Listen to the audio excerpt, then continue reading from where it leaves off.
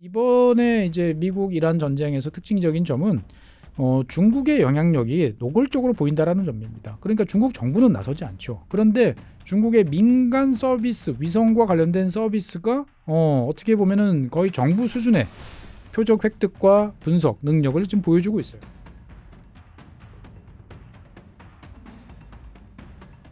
네, 안녕하세요. 최준영입니다. 오늘도 이란 이야기를 해보겠습니다. 잘 아시는 것처럼 이제 이란과 미국 그리고 이스라엘의 공격이 계속 반복이 되고 있습니다. 쏘고 맞고 그리고 얻어 터지고 하는 이제 이런 패턴이 반복이 되고 있는데 한 2주 정도 상황을 지켜보니까 묘한 느낌이 들어요. 어떤 묘한 느낌이 드냐? 제가 느끼기에는 이란의 미사일이 작년 그러니까 25년에 12일 동안 진행됐던 미사일 전쟁에 비해서 상당히 정확도가 높아진 거 아닌가라는 생각이 좀 듭니다. 지금 화면에 보시는 것처럼 이 이란이 이제 그 반격을 개시한 이후에 이 걸프 지역 주변 지역에 있는 대규모 여러 가지 군 장비들을 상실한 것들이 상당히 이제 많습니다. 그래서 튀르키예 쪽에서 지금 파악한 바에 따르면 미국이 개전 후 4일 동안에 한 20억 달러 정도의 군사 장비를 손실했다라고 이야기를 합니다. 그 중에 이제 제일 대표적인 것은 이제 알 우데이드에 있는 미 공군 기지에 있는 AFS 132 장거리 탐지 레이더를 이제 꼽을 수가 있겠죠. 아주 비싼 놈이다라는 점은 잘 알려져 있습니다. 그러니까 대략적으로 한 11억 달러, 그러니까 우리 돈으로 보면은 어마어마하게 비싼 조 단위를 훌쩍 뛰어넘는 이러한 곳에 이제 그 드론이 이제 명중을 이제 한 거죠. 그리고 이제 여러 가지 통신 설비, ANGSC 같은 이러한 설비들도 지금 파괴된 것이 확인이 되고 있어요. 그러니까 과거에 그냥 마구잡이로 난사하는 것 같았던 이란 혁명 수비대의 미사일 전력이 아니고 드론 공격이 아니고 표적 획득이 매우 정확하고 그 다음에 과거와 달리 타격 능력이 매우 좋아졌다. 그럼 맞고 있는 입장에서 봤을 때는 그냥 맞느냐? 아닙니다. 당연히 미국이나 이스라엘 모두 다 여러 가지 자기들이 잘하고 있는 전자전이라든지 이것을 막기 위한 수단들을 동원하고 있는데 이것을 뚫고 이제 뭔가 명중을 시키는 것이 점점 많아지고 있는 것이 아닌가라는 이야기들이 곳곳에서 나오고 있어요. 그래서 이제 제일 합리적인 이제 방법은 이스라엘과 미국의 여러 가지 방해, 전파 방해라든지 표적 획득을 방해할 수 있는 수단을 우회할 수 있는 새로운 무기, 그러니까 정보 자산을 획득하고 있는 것이 아닌가라고 이야기가 나옵니다.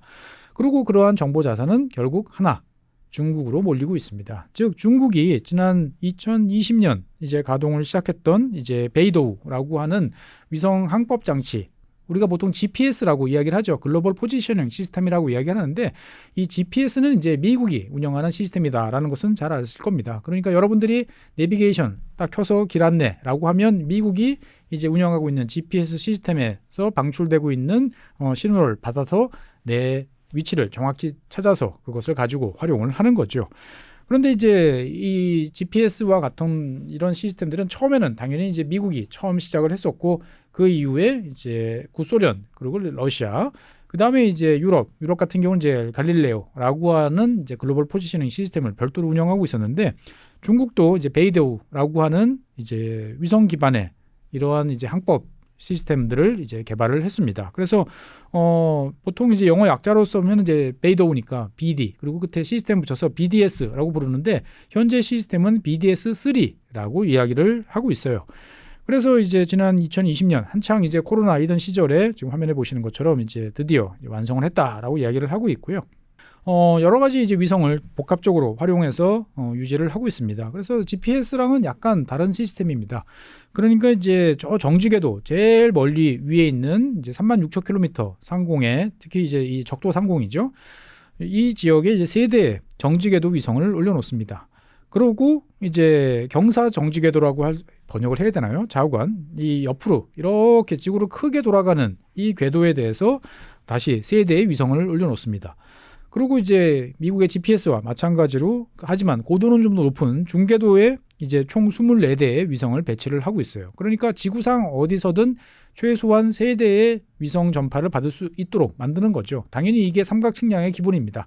그래서 이 신호에 들어오는 미세한 차이를 파악을 해가지고 내 위치를 지구상의 위치를 정확히 보는 게 항법 시스템의 이제 원리인데 자관 중국은 지금 현재 총 30대의 위성을 지구상에 올려놓고 독자적인 베이도우 3 이제 위성 항법 시스템을 올리고 있다라고 이제 볼 수가 있겠습니다.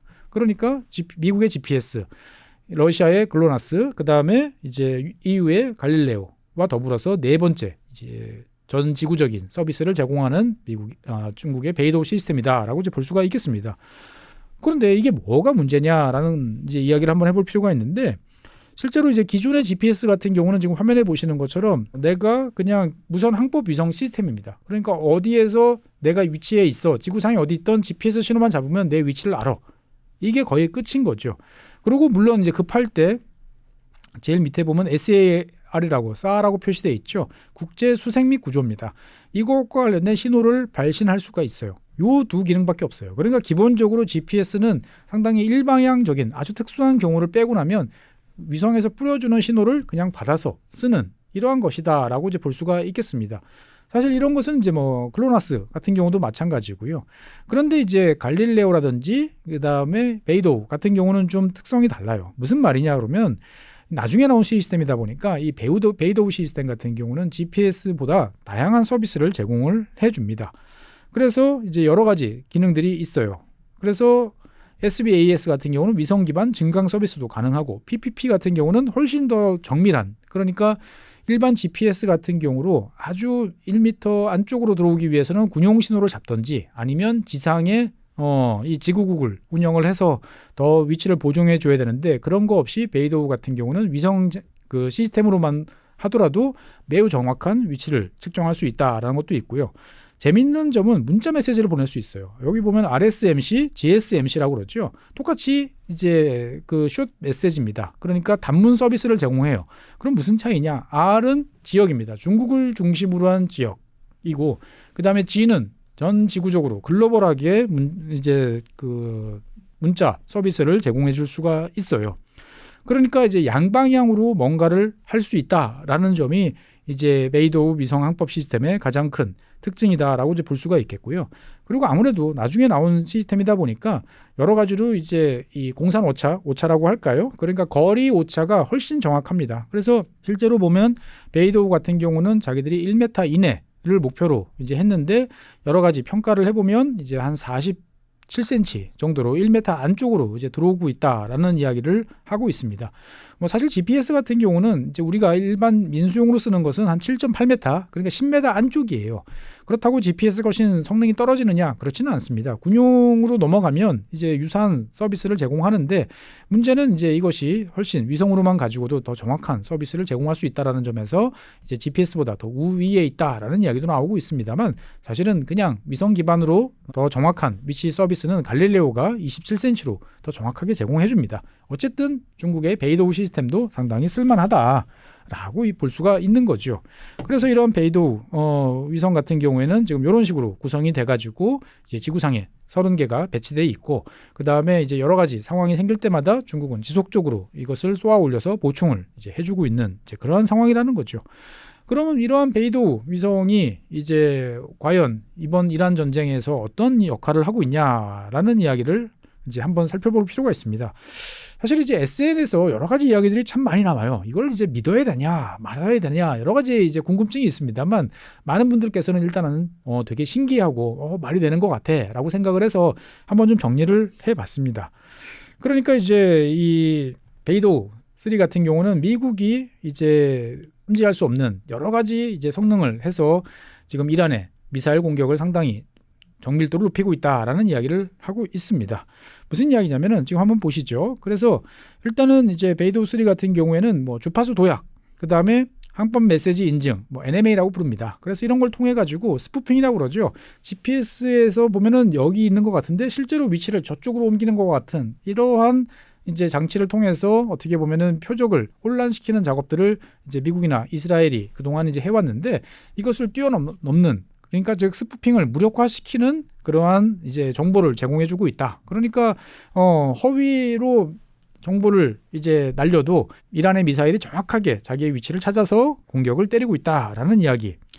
두 번째로는 이제 이 3중 주파수 구조로 인해 가지고 전리층의 오차를 제거하면서 이란의 탄도미사일이 이제 공산 오차가 5m 이내로 들어갈 수 있다. 지금 이런 이야기. 그리고 이제 나머지 하나로도 보면은 이제 SMC, 아까 말씀드렸던 이제 단문 통신이죠. 이거를 통해서 먼 곳에 떨어져 있는 수천 킬로 떨어져 있는 드론이라든지 이런 것을 이란 당국이 실시간으로 이제 조종을 하면서 공격을 하고 있기 때문에 과거보다 훨씬 이제 정확하고 방해를 받지 않고 있다라는 이야기를 하고 있습니다. 야, 이것만 보면 정말 이제 어떻게 보면은 이란은 중국과 손을 잡으면서 천하무적 대단한 무기를 잡은 것 같습니다.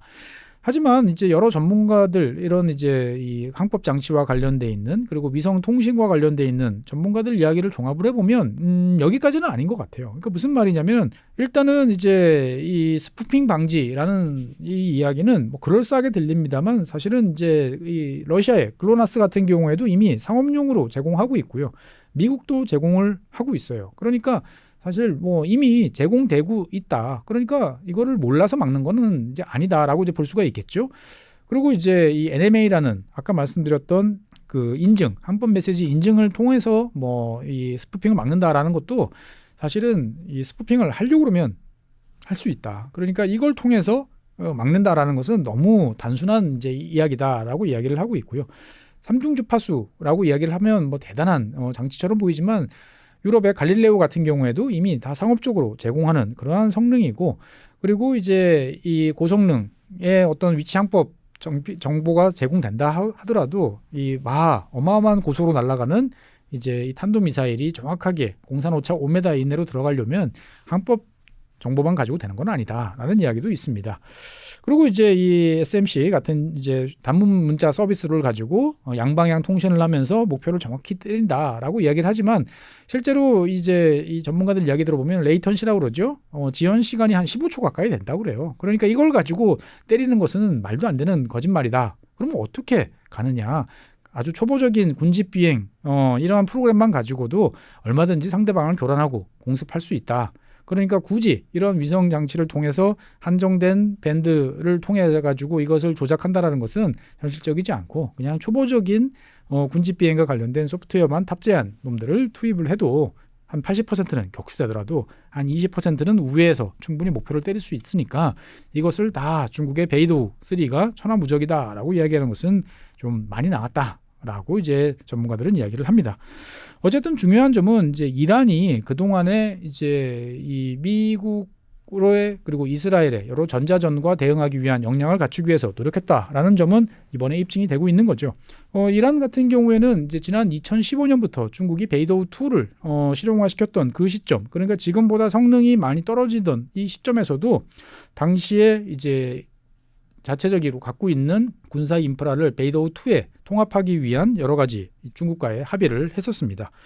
그래서 이제 원래 이제 이란 같은 경우에는 뭐 당시 쓸 수 있는 것은 전 세계적으로 다 서비스가 제공되는 가장 확실한 것은 이제 미국이 제공하고 있는 GPS밖에 없었으니까 GPS 기반의 항법 시스템을 운영을 하고 있었는데 이게 이제 미국 마음대로 교란도 되고 뭐 신호도 바뀔 수 있고 하다 보니까 여기에서 탈피를 하겠다라고 결심을 했던 거죠.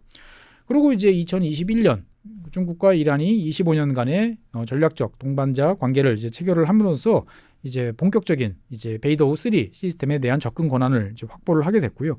중국도 이제 이란에 대해서 어떻게 보면 자기들이 원유를 싸게 들여오고 여러 가지 이란으로부터 도움을 받는 대가로 이 베이도우 3에 보면 당연히 이제 군용 이제 따로 서비스가 있습니다. 여기에 대한 접근 권한을 허락했다라는 이야기가 나오고 있습니다.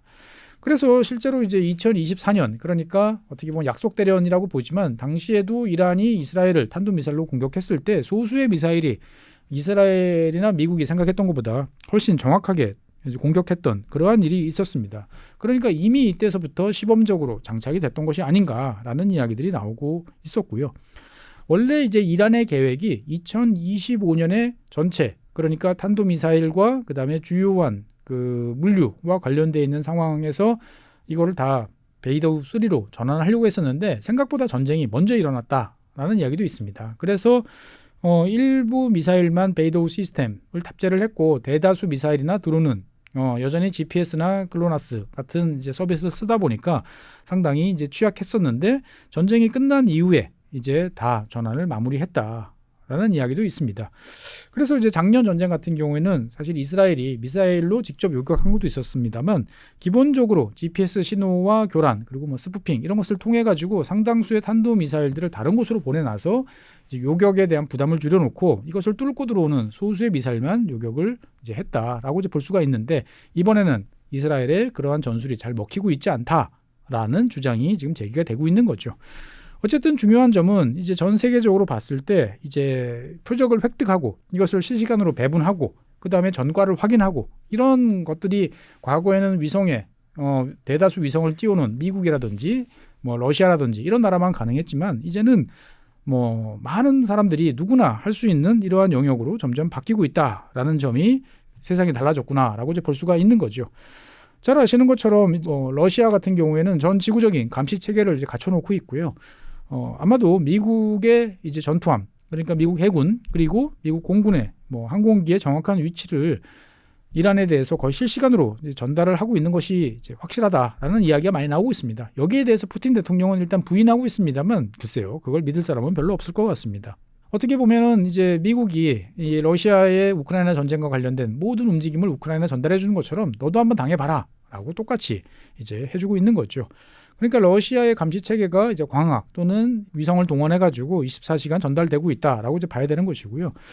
특징적인 점은 이번에 이제 미국 이란 전쟁에서 특징적인 점은 중국의 영향력이 노골적으로 보인다라는 점입니다. 그러니까 중국 정부는 나서지 않죠. 그런데 중국의 민간 서비스, 위성과 관련된 서비스가 어떻게 보면은 거의 정부 수준의 표적 획득과 그다음에 분석 능력을 지금 보여주고 있어요. 화면 한번 보시죠. 화면 보시면 지금 미자르 비전이라고 하는 이러한 회사가 있습니다. 중국 상해에 이제 본거지를 두고 있는 회사로 추정이 되고 있고요. 여러 가지 다양한 위성 기반 위성 영상과 관련돼 있는 서비스를 제공하는 회사로 알려지고 있는데 이 회사가 이제 2월 말부터 SNS를 통해서 자기가 확보한 여러 정보들을 공개를 하고 있어요.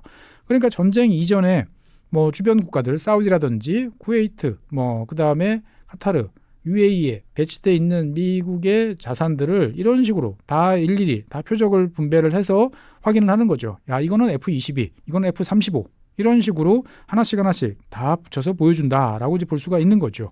그리고 이제 전략적 자산이라고 할 수 있는 뭐 C-17 수송기라든지 이런 것들의 움직임 같은 경우에도 다 일일이 이런 식으로 보여주면서 미국의 전력 확충이 지금 급속도로 진행이 되고 있다라고 이야기를 합니다. 단순한 이제 정지되어 있는 상태에 이제 그 군용기만 표시한 게 아니고 지금 화면에 보시는 것처럼 키프로스를 지나고 있는 미국 항공모함이 이제 제럴드 포드함이 입항하고 그 다음에 다시 떠나고 하는 것을 이런 식으로 위성 영상으로 찍어가지고 거의 실시간으로 이제 제공을 해줬다는 말이죠. 그러니까 이제 이게 어떻게 가능하냐라는 이제 질의에 대해서 이 미자르 비전이라는 곳에서는 그렇게 답을 합니다. 상업용 위성 이미지, 이건 살 수 있어요. 그런데 여기에 더해서 자고한 여러 가지 오픈 소스를 동원해서 실시간 정보로 우리가 이것을 구현하고 있으니까 이게 필요하면 돈 내고 사라라는 이야기를 하는 거죠.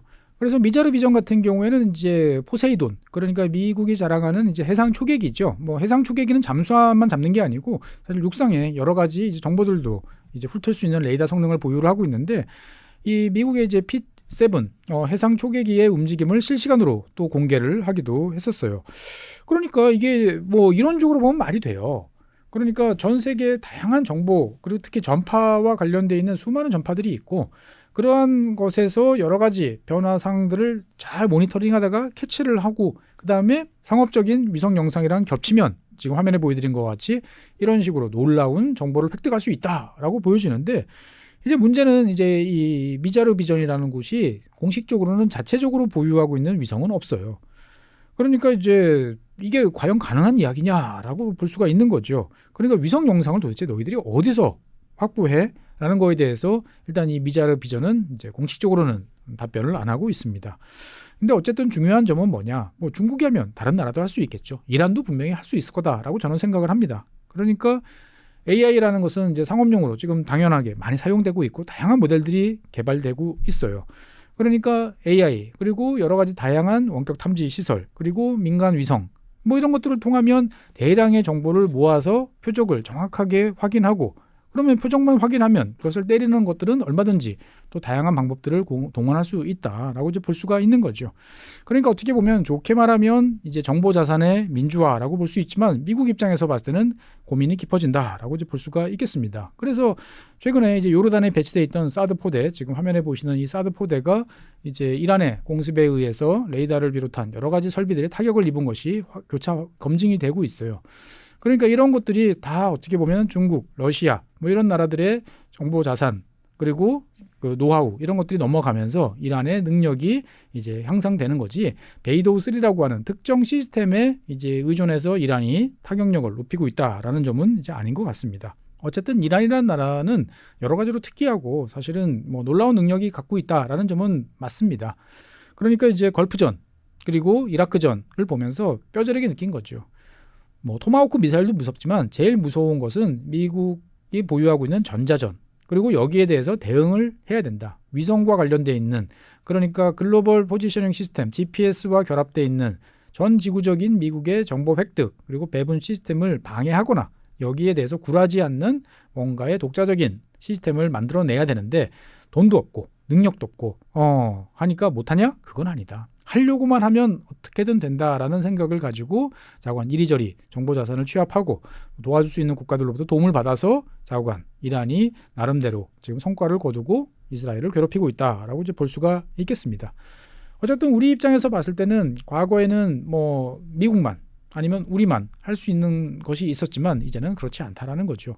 시간이 조금만 지나면 아마 약간의 비용만 들이면 여러분들도 거의 실시간까지는 아니지만 실시간에 준하는 정도로 뭐 미국 항공모함의 실시간 위치를 추적한다든지 아니면 뭐 중국 기계화 부대의 훈련 상황을 모니터링할 수도 있을 것 같습니다. 그러니까 뭐 전쟁을 준비하는 여러 가지의 징후를 이제 모두가 아는 그러한 시대가 될수록 과연 전쟁이라는 것이 어떻게 될까?